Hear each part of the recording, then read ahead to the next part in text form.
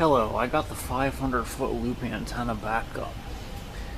Goes the whole way around the basement. There's the corner insulator up there. Goes back here behind the shelves. Goes up over the beam right there. Comes around. Goes right there. Comes over here. Goes along the wall. Past the electrostatic antenna. You can see the blue wire right there. It goes back to there. It goes up above the pipes. Comes down right there. Comes down right there. Back over here. Up into that corner. To that insulator. Past the 50-foot violin. This linking instrument. Back to these insulators and back to here. I had to splice a little bit of extra on because the 500 feet of wire, it got me, what is it, like 2 7/8 of a turn, so I had to add the red wire to it, and the red wire just comes over here and goes to the end.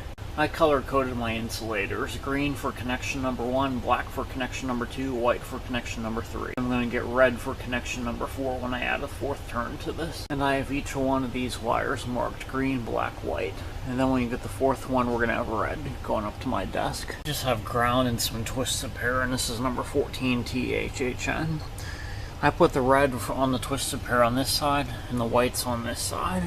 We have our green twisted pair going to the very beginning and the very end of the antenna. We have our black twisted pair going from the end of the 1st turn to the beginning of the 2nd turn. And then we have our white twisted pair going from the end of the 2nd turn to the beginning of the 3rd turn.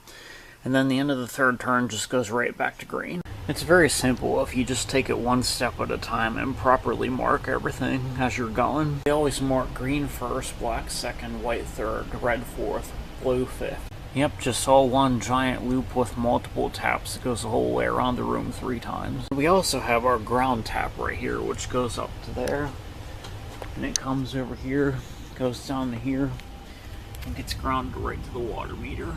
Which this wire on the water meter right here goes out to the panel and the power lines. So we got good ground there. Just some corner electric fence insulators. And these insulators are just some post insulators. You just stick the wire in there like this. And it doesn't come out. Twisted pair taps and ground just goes right up to my desk. My taps just come up here to my grounding bar. And there's my ground coming from the water meter connected to that. And right here we have the green tap, the black tap, the white tap. So to make it a complete loop, I just put a jumper here and a jumper here, and here's your complete loop. Basically right now this is set up as 3 long wire antennas. You would just stick your RF to DC converters on here, here, and here. And of course the shield wire is ground. And these are my RF to DC converters. You got some 1N60 diodes, and you have some 470 microfarad 50 volt capacitors. My 9-volt battery clip is the output here.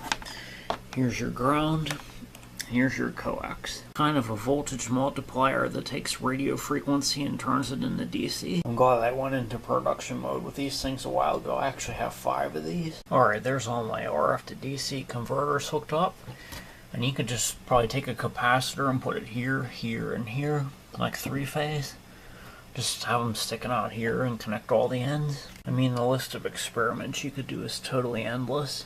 Looks like I'm going to have to make some more LEDs. Plus there's not enough radio noise in the air right now that will light them. It is dark and most of the AM stations have gone off the air. So anyway, there you have it. Well, thanks for watching. Please subscribe. There's the 500-foot loop antenna now.